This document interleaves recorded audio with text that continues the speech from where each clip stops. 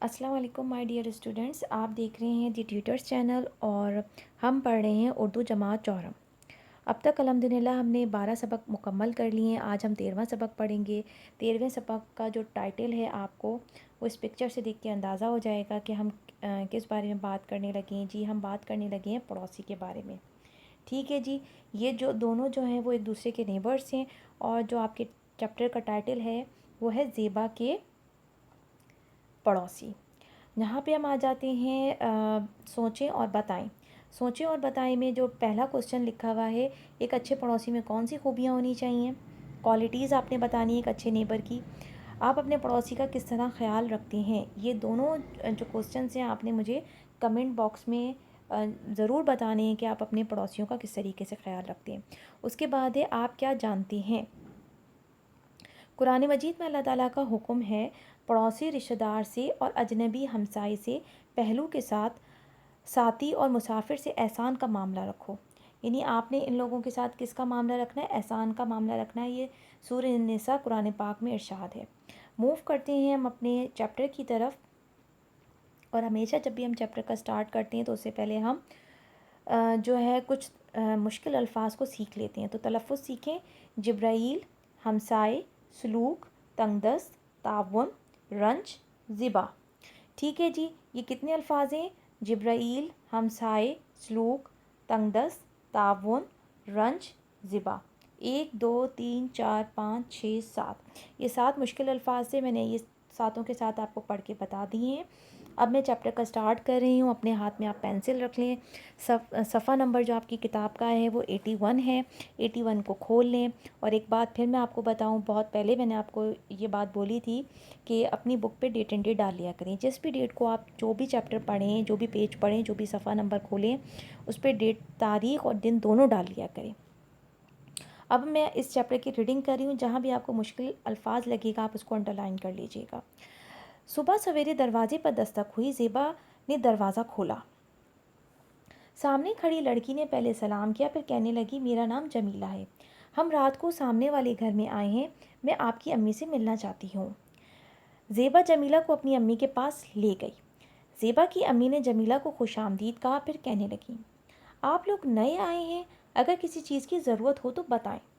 जमीला ने कहा, जी चची, मैं इसी सिलसिले में आई हूँ। हमारा पूरा सामान अभी नहीं पहुँचा, हमें कुछ बर्तन चाहिए।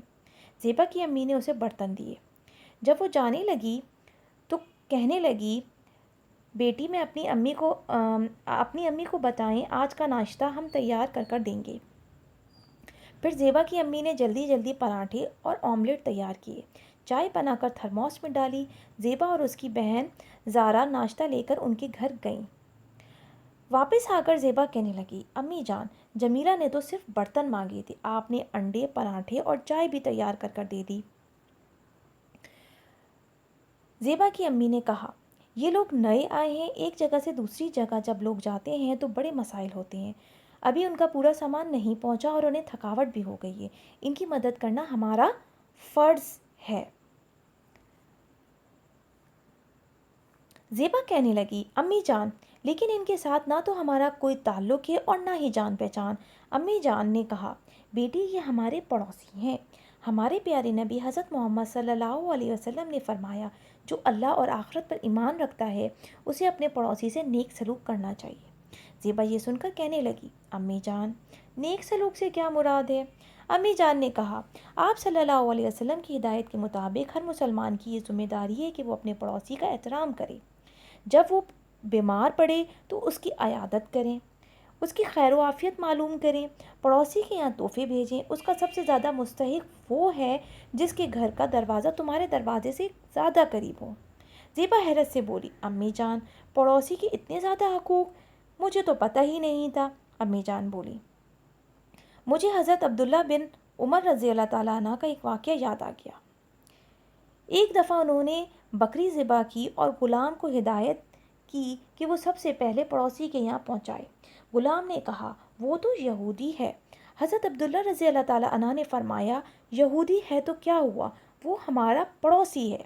रसूल अल्लाह सल्लल्लाहु अलैहि वसल्लम फरमाया करते थे कि जिब्राईल अलैहिस्सलाम ने मुझे पड़ोसी के हकूक़ अदा करने के मुतालिक मुसलसल ताकीद की है। ज़ेबा बोली, अम्मी जान, आइंदा मैं जमीला और उसके घर वालों का ख़ास ख्याल रखूँगी, इंशाल्लाह। अम्मी जान कहने लगी, ना सिर्फ जमीला और उसके घर वालों का बल्कि तमाम पड़ोसियों का ख्याल रखना होगा। यहाँ पे हमारा चैप्टर जो है वो कंप्लीट हो जाता है।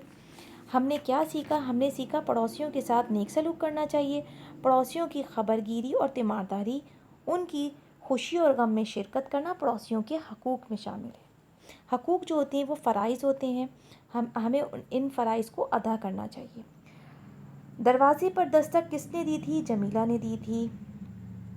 जमीला के घर नाश्ता देने के बाद ज़ेबा ने अपनी अम्मी से क्या बात की? क्या बात की थी कि उन्होंने तो सिर्फ बर्तन मांगे थे और आपने तो अंडे पराठे और चाय भी तैयार कर कर दे दी थी। ठीक है जी, ये आपने दोनों क्वेश्चन समझ लिए। अब हम आ जाते हैं मश्की सवालात की तरफ। मश्की सवालात की तरफ जब हम मूव करते हैं तो हमारे पास आते हैं नए अल्फाज। जो हमने नए अल्फाज सीखे हैं, दिए हुए अल्फाज के मायने समझें। इसमें जुमले नहीं बनाने का लिखा हुआ, लेकिन आप जुमले फिर भी बना लीजिएगा। जुमले बना लेने से आपको इन लफ्ज़ों का इस्तेमाल अच्छे से समझ में आ जाता है। दस्तक देना कहते हैं दरवाजे को खटखटाना, हमसाया कहते हैं पड़ोसी, अजनबी कहते हैं बेगाना, नावाकिफ़। कैफियत कहते हैं हालत, खबरगिरी कहते हैं खैरियत मालूम करना, तीमारदारी कहते हैं बीमार का हाल पूछना, बीमार की खिदमत करना। यहाँ पे ये जो है खबरगिरी है, इस तरीके से आप लिखिएगा, ठीक है। खबरगिरी मैं एक दफ़ा दोबारा से खबरगिरी लिख देती हूँ, इसकी आप करेक्शन कर लीजिएगा। ये ख़बर इस तरीके से आएगा, ठीक है जी। और गिरी के नीचे 2 नुक्ते आएंगे, खबर गिरी।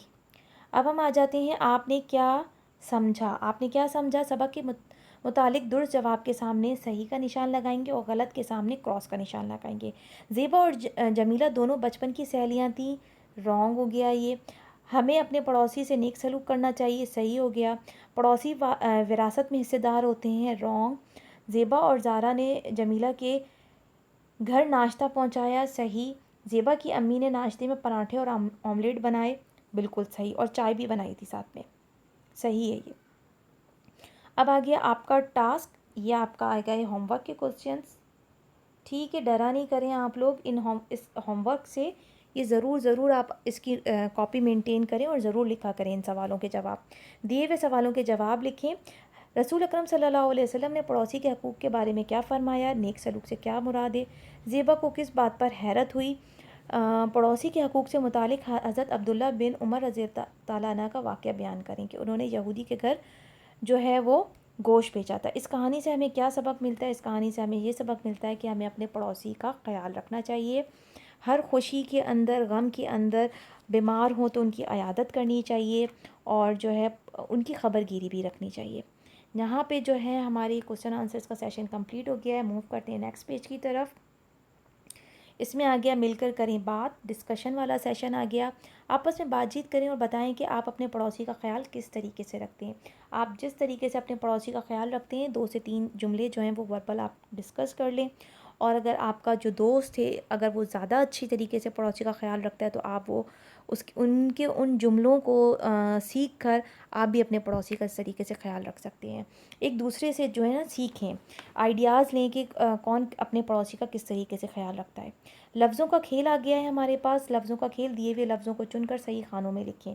ये मुज़क्कर मुअन्नस है और मुज़क्कर मुअन्नस जो हैं वो ये जो है गैर हकीकी में आ जाएंगे। गैर हकीकी मैंने आपको पढ़ाई थी कि वो जो गैर जानदार चीज़ें होती हैं उनको मुज़क्कर मुअन्नस गैर हकीकी कहते हैं।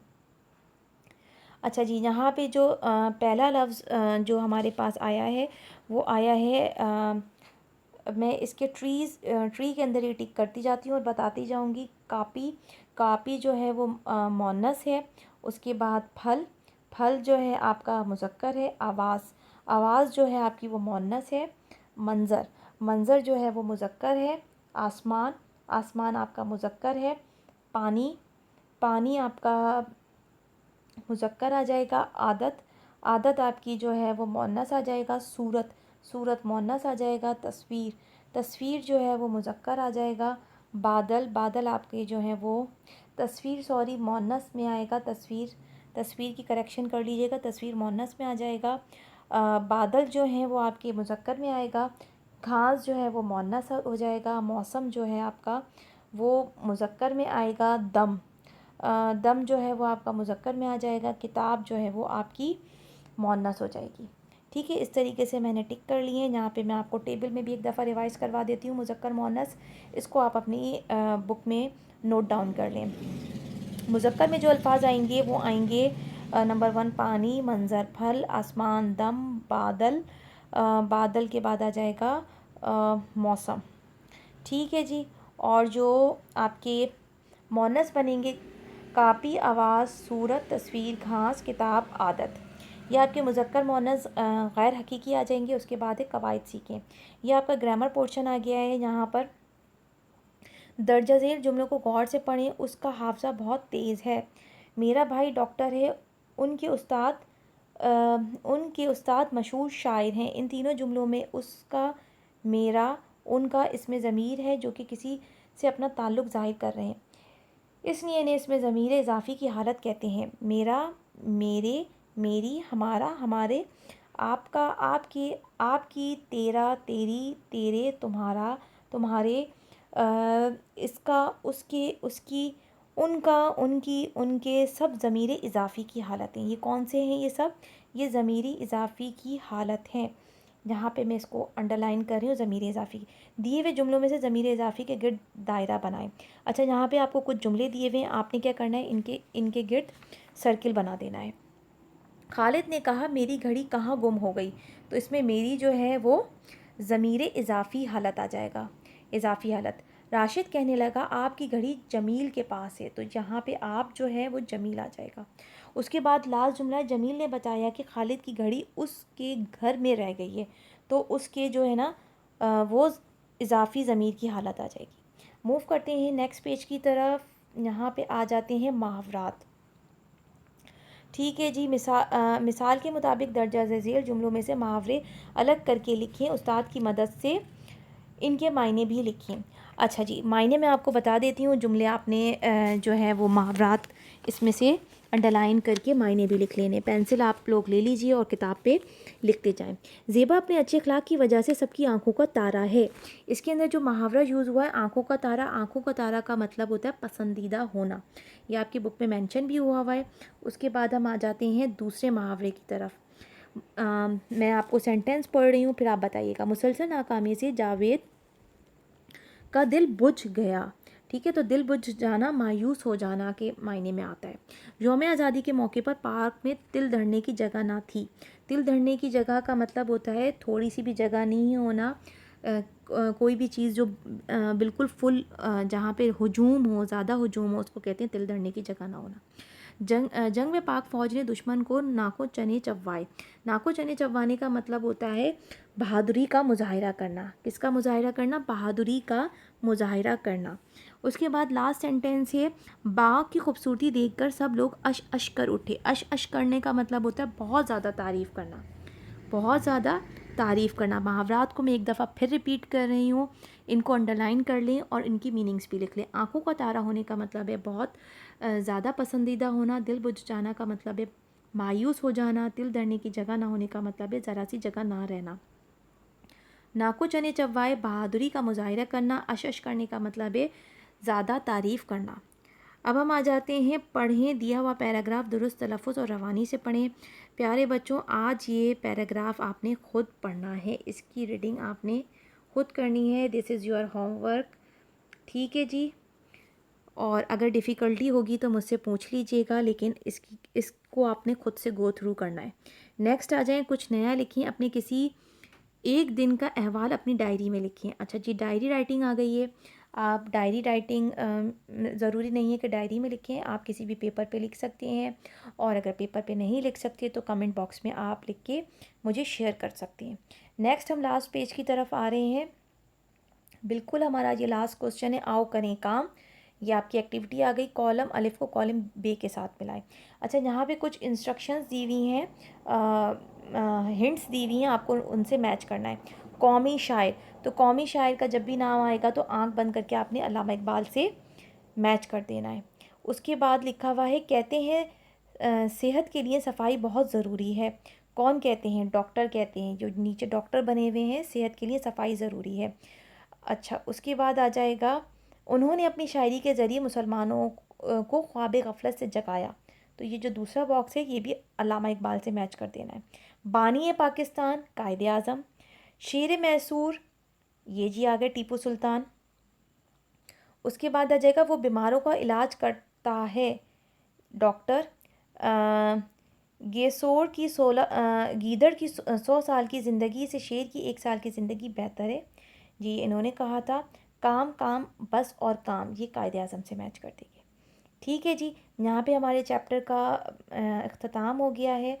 और अगर इस चैप्टर के अंदर आपको कहीं भी कोई डिफ़िकल्टी लगी हो, कुछ पूछना हो, तो आप पूछ सकते हैं, कमेंट बॉक्स में मैसेज कर सकते हैं। ज़ेबा के पड़ोसी जो है, मैंने आप ये चैप्टर कंप्लीट करवा दिया। अपना बहुत सारा ख्याल रखिएगा। कहीं भी कोई चीज़ नहीं समझ में आई हो तो पूछ लीजिएगा। मुझे फ़ीडबैक ज़रूर दीजिएगा कमेंट्स में। अल्लाह हाफ़िज़।